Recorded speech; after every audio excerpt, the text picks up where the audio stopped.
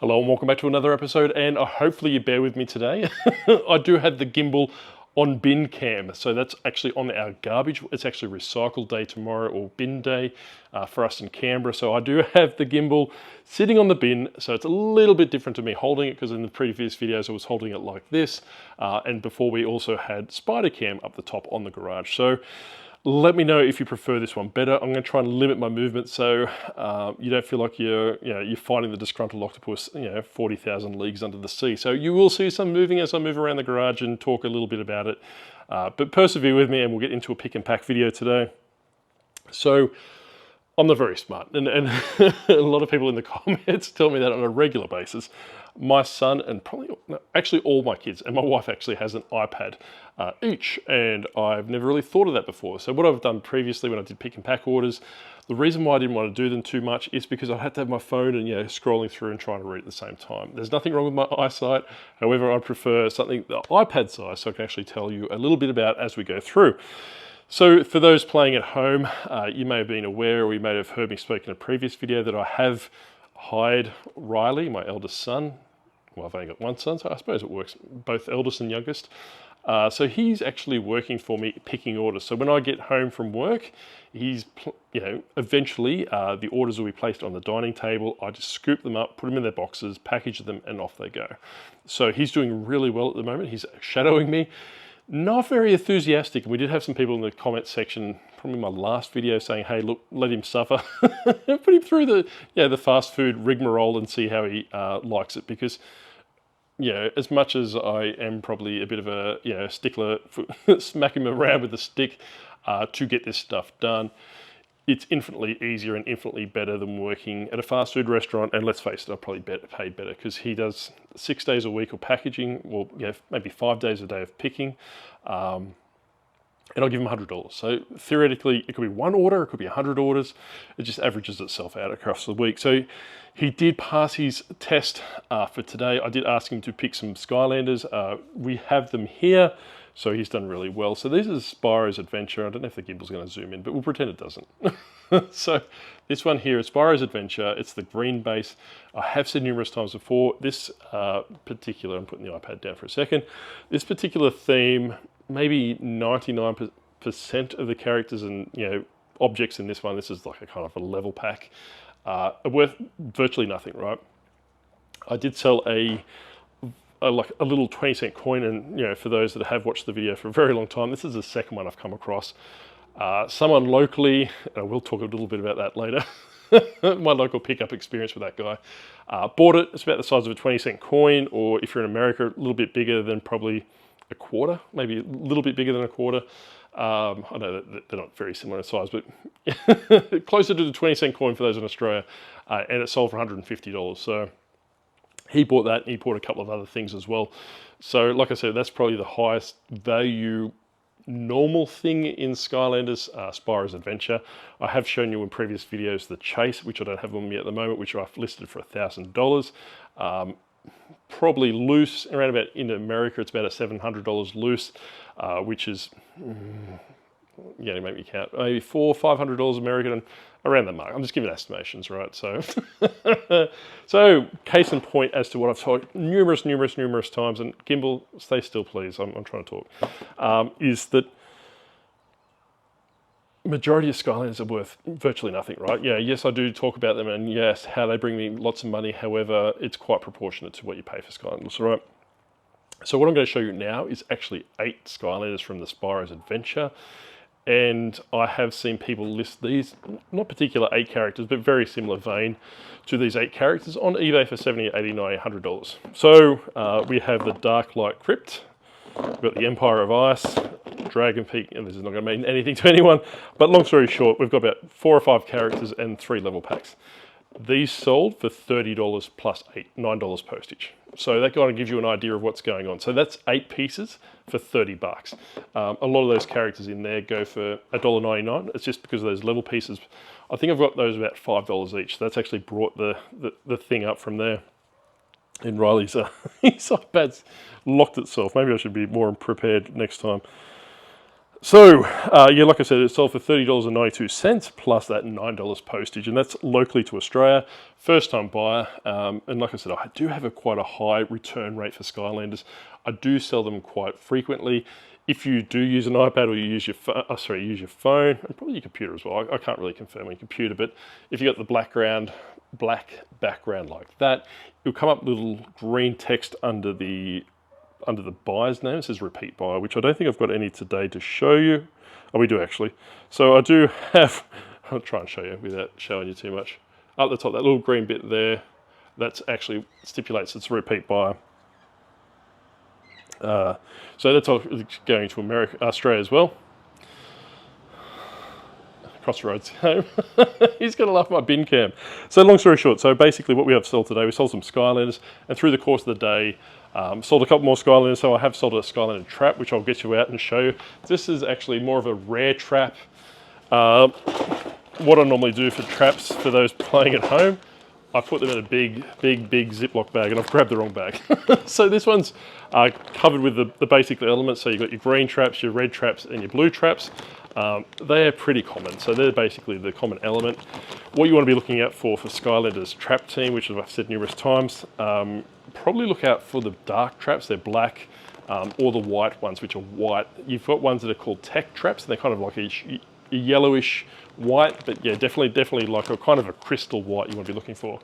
And if I can find one, I'll show you. And so, like I said before, eventually we'll come to the point where Riley will go through those tubs himself, get all the orders and have them ready for me. So these ones, oh, there's a red one in there. I've broken my cardinal rule already. So what you want to be looking out for is primarily, and I have said numerous times before, is that there are 3 traps which I primarily look for. This one probably be the 4th one. In value wise, I suppose, they are called yawn traps. I have shown you before. This is not one of them, but this is pretty much the size of them, right? They go for, this one's probably about $800, $900 in that particular type. The green one's probably about $500. Prices are softened a little bit, and the white one, which I've never came across, goes for $200, which is, you know, complete crazy to me. So what you want to be looking at for those ones, these are the dark traps, so they are little moonlight on them. You can probably see there, it's the spider one. That's probably about a $50, $60 trap, depending on the day of the week, right? I will find where I've got this trap. Riveting viewing, by the way. Like, yeah, tell all your friends. So this one here, it's called the dark handstand, right? This is the same one I was telling you about before with the spider. So it's the spider and this one. They got little moonlights on them. This one here, the dark handstand, is infinitely more, I suppose, rare than the spider one. The spider does go for a considerate amount, so probably about the same price as this one. But like I said, I come across these ones far less than the spider one. What I normally do with the spider ones is because they're a part of a pack. There's a character, there's like a level piece and a spider trap for that particular item. I normally keep the spider traps for those. So what I'll do is I'll bundle them up and makes it probably about $100, $150, $100, $125, depending on the day of the week. So if you are watching from overseas, I'm talking about Australian, times at 0.7 for Americans, or 0.6 actually. The exchange rate's probably about 60 cents to $1. So look at about that. And if you're from the UK, we'll just press 50. So 50 pence is an Australian dollar. We'll go from that way. So I will unlock Riley's iPad again. So that's sold for $49.99 plus postage is going to America, so it's $21.75. So I put these down as 250 grams. I'm currently band 5 in Australia postage, which is kind of like the best way to describe it, which the guy at the post office did. It's kind of like a rewards program opposed to actually a business account. So if you look at it from that way, the more you spend, the more you accumulate points in fictitious points, which pushes you up to level. So I think to be band 5, you have to spend, I want to say $2,000 a month in postage. That goes supplies or actually all these different things. I do buy my boxes, which you probably can't see up there. Hang on, if I stand it, maybe it'll do up there. So what I do, some people have asked before about my postage supplies. I buy them in bulk from the post office. Because I buy from a business hub in Mitchell, I have a standing arrangement. And this is what I said to numerous people all the time, is have some sort of arrangement with the post office, especially if you deal with business hubs, which I highly recommend for what I will tell you in a second. is that they actually hold my stock there. So I might buy 1,000 boxes at a time. Excuse me. My hay fever's playing up. Buy 1,000 boxes at a time, but I don't have room for 1,000 boxes in here, so I'll bring them back in blocks of 20 or 30.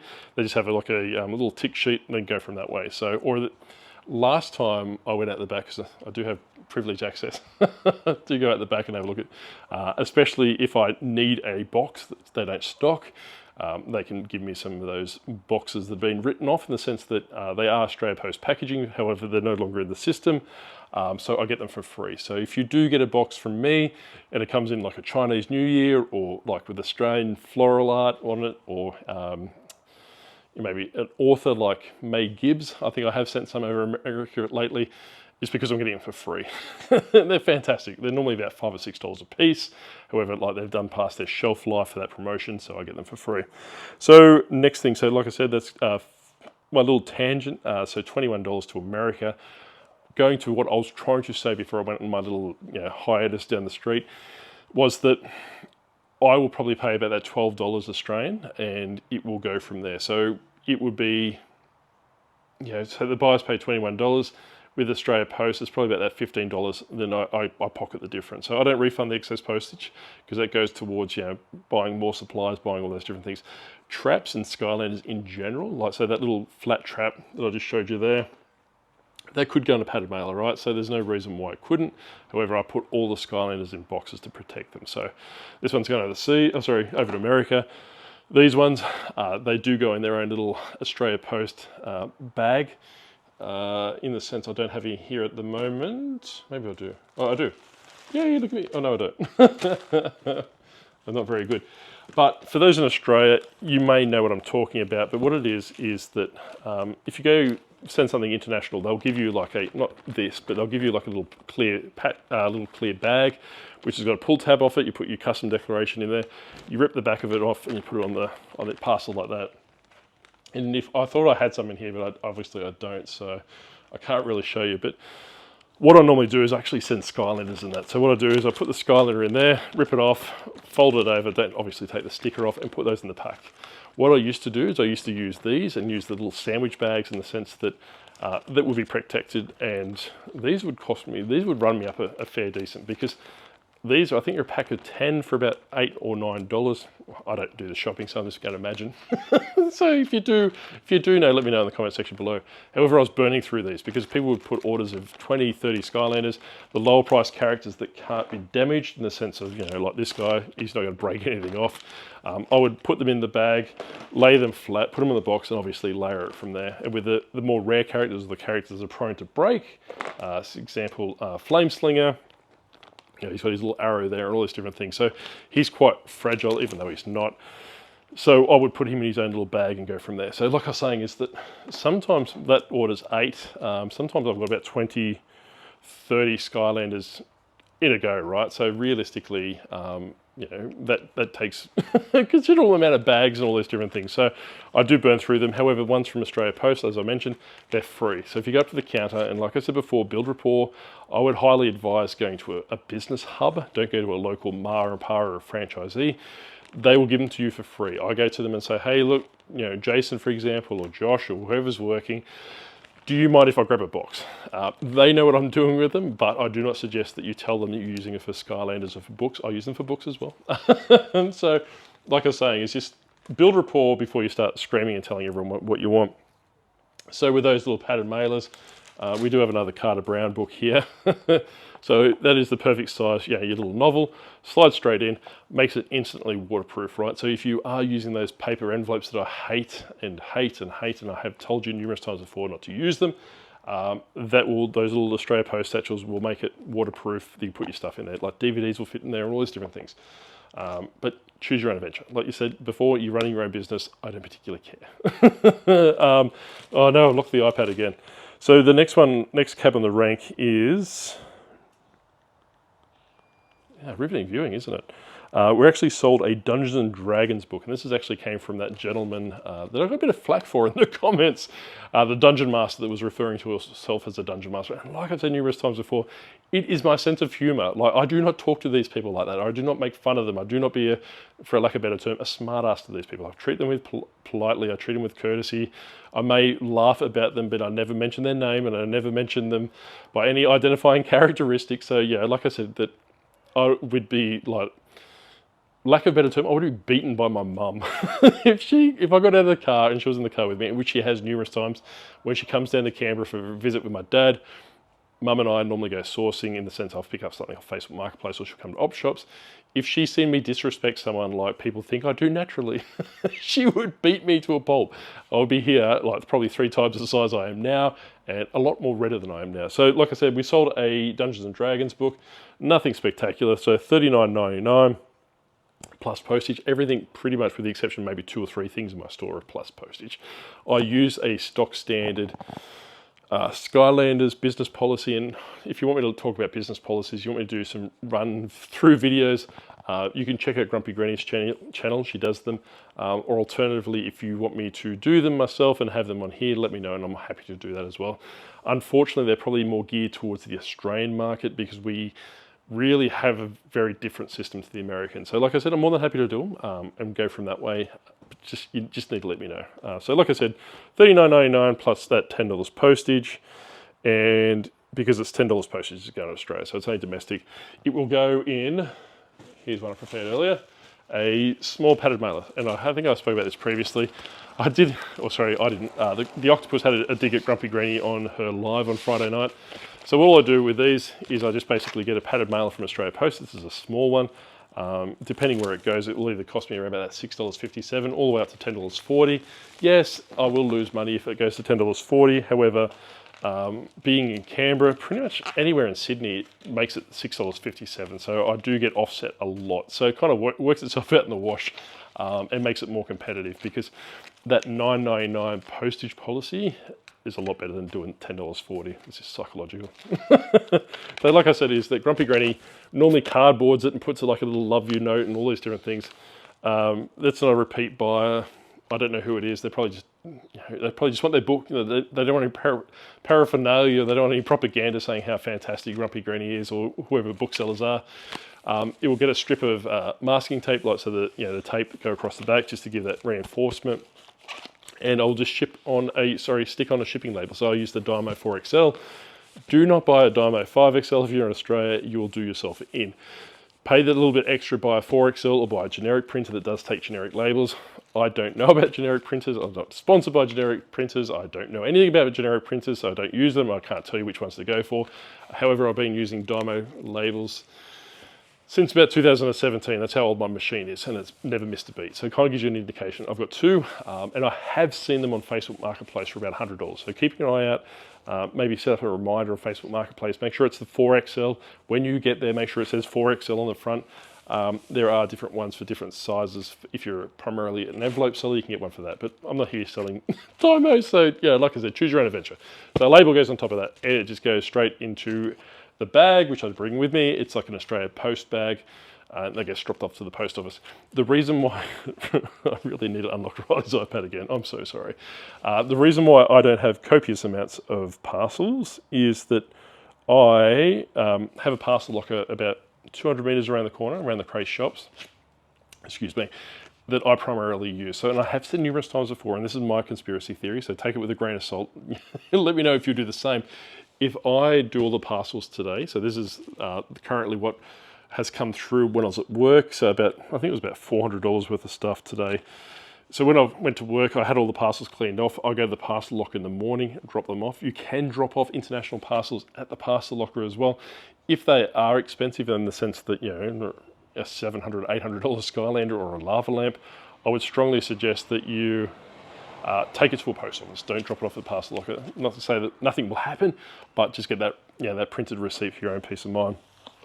So like I said, that's all it does. It goes to either the parcel locker tonight or the post office tomorrow, depending on if I run out of time or not. The reason why I like using parcel lockers for is because I find that it actually, when I lodge the parcel, especially if I take a big bag up and lodge, maybe 20 or 30 parcels, depending on how busy that day's been, it starts stimulating the algorithm because it actually classes it as an entry scan. If you go into the eBay listing probably 5 minutes after you lodge it at the parcel locker, it comes up saying received by our network, and that tricks eBay into thinking that it is being lodged. And when you see, just hypothetically, I've got 1 day shipping on my items, I'm going to probably slide to 2 days, is that, you need to send by 11:59 that day, right? The post office closes at 5 o'clock here, or maybe 6 o'clock if you're lucky.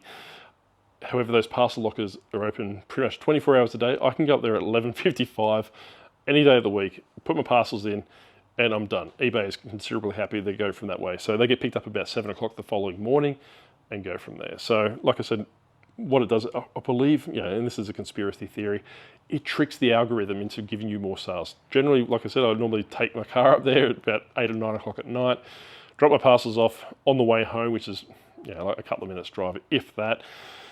My phone's going off again, ching, ching, ching, ching, ching, ching. So keep that into consideration. If you are near parcel lockers, it may be worth just dropping them off and just stimulating your sales from that. Got no heavy data, but I can pretty much tell, it's frequent enough for it actually happens. So the next thing we have sold, it's not many today, is a light core chill from Skylanders Giants, and this is light cores. They're brought into Skylanders Giants, and that was the first way they came out, right? And what it is they basically sit on the portal, and I have spoken about this before, and they light up. So this one here, it went for $29.99. It's a fairly common character in the sense that I do come across it quite often, and it commands a decent price. So I'm going to just walk over here, and hopefully the gimbal follows me. I've got to suck my stomach in. I sucked in too much. So these are the ones, so like I have said before, is that I normally keep, I haven't got shoes on today, so I don't want to show my feet. I normally keep my, I suppose, higher value dollar Skylanders, especially the sought after ones or the hard to find ones, into Ziploc bags. As I've said previously, I will find where chill is. All right, cool. So I'll give you a bit of a demonstration first. So Crossroads entertained my antics. Maybe they think my gimbal's cool. So this is the light core chill, and this is what I said numerous times. I have reached out to people on eBay before, much to Uncle Wayno's dismay. He tells me to behave myself. So this is a light core chill. So if you can see, her ice blade, for lack of a better term, is actually facing up and down, right? So that's a light core. So when you put it on the portal, it will glow probably blue around the corner. So this is the common variant. This goes for about $10, this one, and her ice blade goes across compared to up and down, right? So she does have a different pose and all those different things. Generally, with the exception of maybe 2 or 3 characters in Giants, the light cores go for considerably a little bit more, right? So there are 2 characters I can think off the top of my head which are worth less than the light core variant. However, like I said before, she's about $10 and she's $30. There is Pop Fizz, which I see quite frequently, and I don't have him on me at the moment, which I will show you because it does piss me off. Because this one triggers me, like literally triggers me. So I will make sure I grab the right one. Oh, I forgot to suck it in. Don't let me know.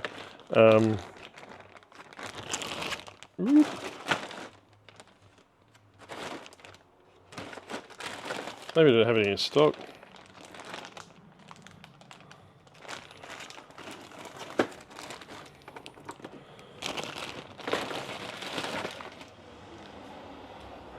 I don't have any stock, but you're going to have to take my word for it. So basically this is Pop Fizz. So he's like a little, just think of him as a Dr. Jekyll, Mr. Hyde character, right? So he's got like a little potion he drinks and turns into a monster, kind of like with someone I know, or a Friday night with Grumpy Granny's live.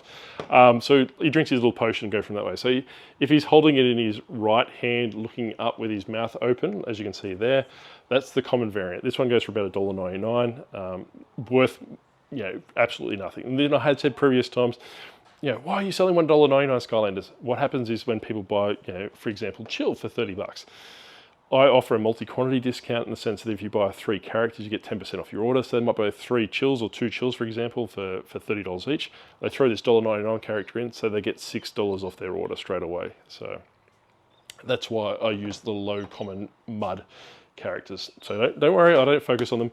And like I have said before, is because I run a variation listing. I take one photo, depending on the character, one photo, and it's done. So I just go in there once or twice a day, update the figures from maybe 5 to 6, or in this case probably 56, and it goes from that way.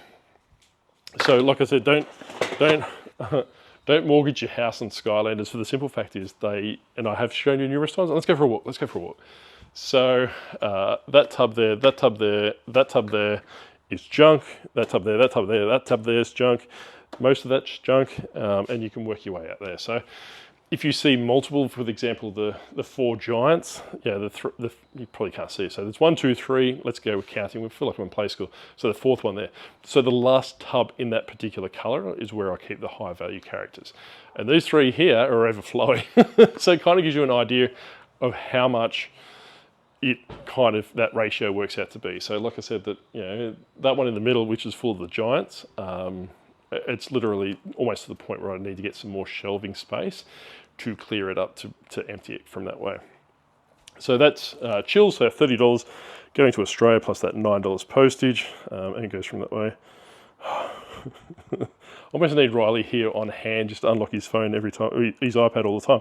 So we're getting to the last sale of the day, riveting stuff. So over here in the bookshelf, I'm still needing to move those manga books out. So if you do want them, reach out. These are the Squid Game candies, what I've spoken about before. I did steal this idea of a fellow reseller. What I said is that if you know someone's store or whatever it is, go through their listings, work out what's selling, work out what you can acquire quite easily. So this particular reseller, I can't say their name because they'll probably come after me with a stick. And probably not a fan anymore because apparently I ruined the Skylander market. You could probably work out who it is. So long story short, I found that they were selling these. They had sold multiple quantities. I have someone that works in McDonald's, not my family, but someone that in my extended family works for McDonald's. And I asked them, said, look, hey, can I buy a box of them? Can I buy a considerable amount of them? He was able to buy them for retail, which is $5 each. Then what I did is I constantly went from there. So basically bought boxes and boxes and boxes, and just coincided with when the Squid Games promotion or Squid Game promotion ended with Australia Post. They probably want some Squid Games there. The Squid Game promotion ended with McDonald's, so you could actually buy them individually by themselves. So when I was doing my sleep study, and I'm pretty sure that those are hung around long enough, I talked about that last month. I got in trouble off the nurse because I detoured by 3 McDonald's to buy them out of their Squid Games thing. So I paid $5 each, sold them for $15 plus post. They generally go to overseas to America. I've sold some to Germany, and I won't make any jokes about that. And normally they go over in packs of 2, right? So what I do is they are weighted in the sense that if you buy 1 or buy 2, it's the exact same postage cost. If you buy 3, it goes up to the next threshold. And if they are from America, I like punishing them. So at the moment, I was rummaging around. Hopefully that didn't come through. In Australia at the moment, I think it's still running. They've actually got like a shaker fries. So basically, you can put this mix on your fries and eat it like that. It is Vegemite seasoning. So like I said, if it goes internationally, 80% of these Squid Games candy things do go internationally, go to America. Like I said, they've gone into the UK. Before, so I'm down to my last 3, well last 2 now because one's sold, and it goes in the poll. So like I said, $15 plus postage, probably around that $21. It's going to cost me about $15 postage. I can, I've got the wrong pin number in again. So I could do it. Paige, the 1 Foot Flipper, says is basically reach out to them and say, hey, look, do you want to buy another one? Because if you buy another one, it's the exact same postage. I'll refund your postage and all those different things. They sell frequent enough for me not to worry about it. Like I said, I had 4 or 5 big bags of these, and these are the last 2 that I have at the moment. So that goes to $14.99 plus $21.75 postage to the States. So that's pretty much it for today. Like I said, I have had some sales before I went to work. I normally get up around about 5 a.m. just to get everything sorted from a work perspective, get it all done. I didn't have any photos. I was quite slack. I picked up some gaming hauls last night, and as much as I hate gaming, I need to get it out of there. Picked up a Nintendo 64, picked up a Switch, picked up 4 Switch games, picked up some other stuff as well. which for some reason, I don't know why I keep doing it to myself. I was like, no, I'm not doing any more video games, unless it's Pokemon or unless it's 3DS consoles.